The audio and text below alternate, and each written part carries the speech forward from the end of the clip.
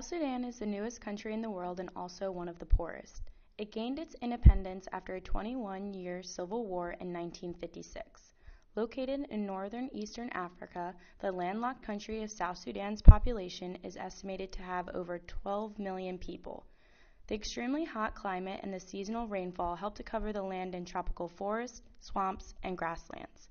South Sudan is currently ranked 181 in HDI and has a per capita GDP of $336. The country remains one of the least developed in the world. 78% of the country relies strictly on agriculture for subsistence. The oil reserves is both an opportunity and a threat.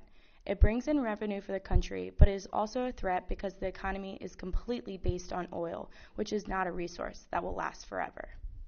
There is a correlation between the aspects of low levels of education, infrastructure, energy, and health.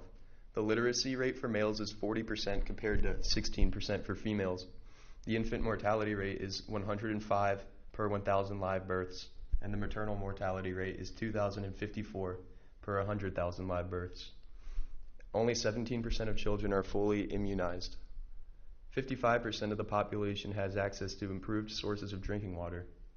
Around 38% of the population has to walk for more than 30 minutes one way to collect drinking water, and around 80% of people living in South Sudan do not have access to any toilet facility. There is an alarming disconnect between the total amount of energy resources South Sudan exports annually with oil and their level of developed infrastructure. Only 4% of urban areas are connected to power, and for the rare areas that actually receive it, they are subject to forced power outages and load shedding. About 80% of the population of South Sudan lives in rural areas, with an equal 80% living under the poverty line, making accessibility to electricity and power very low. From the most recent 2013 data, only 1% of South Sudan's population has access to grid electricity. Most of those who do have electricity live within the urban areas and still often experience issues such as infrequent service and forced outages. This leaves much of the population to find alternatives. The National Baseline Household Survey indicates that 96% of the population of South Sudan use firewood or charcoal as a primary cooking source. For lighting within the home, over 50% of the population used firewood, while 20% were dependent on kerosene and 2% used generators, leaving 27% of the population with no access to lighting whatsoever. South Sudan has the lowest electricity consumption per capita in sub-Saharan Africa, mainly because of its underdeveloped energy infrastructure, which has been severely impacted by decades of conflict. There is a high potential for solar energy use here. For example, solar energy installations can provide power for the facilities where they are installed, but they can also be used as base charging stations for rural home electricity businesses. Customers in certain areas can lease portable battery kits called PBKs from the operators. These kits include a rechargeable battery and LED lights for their home. The PBKs also have built-in outlets for charging cell phones and other small electronic devices. The PBK is small and portable, but very effective for the small amounts of electricity needed in rural homes in these areas. Sustainable energy developments like these are promising ways to support nation building in a region that is already ready for this push in overcoming the many challenges that it faces. Our organization is called Energy for South Sudan, and our mission includes seeking out methods of sustainable energy in South Sudan in order to curb reliance on fossil fuels. This will lead to the development of infrastructure and improvement in the overall quality of life. South Sudan is in a prime geographical region of the world to collect solar energy.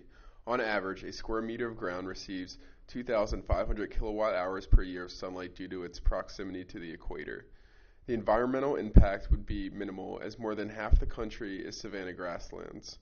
No deforestation would have to take place. The average annual energy expenditure for the country is 460 million kilowatt hours. Conservative estimates place the cost of 1 kilowatt hour using solar at 12.1 cents. This means South Sudan could become entirely self-sufficient off a $55 million investment.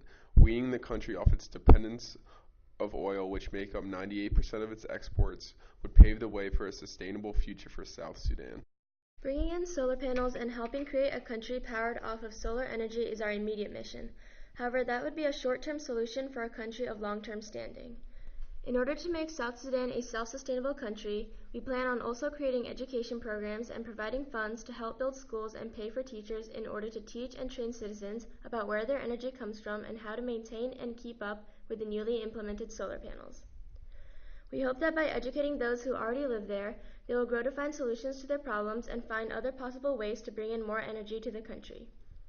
Educating the youth could also potentially shed light on all of the corruption that occurs within the South Sudan government, which could then help bring down the current system and end it, getting the country's oil revenues to pay for infrastructure and energy.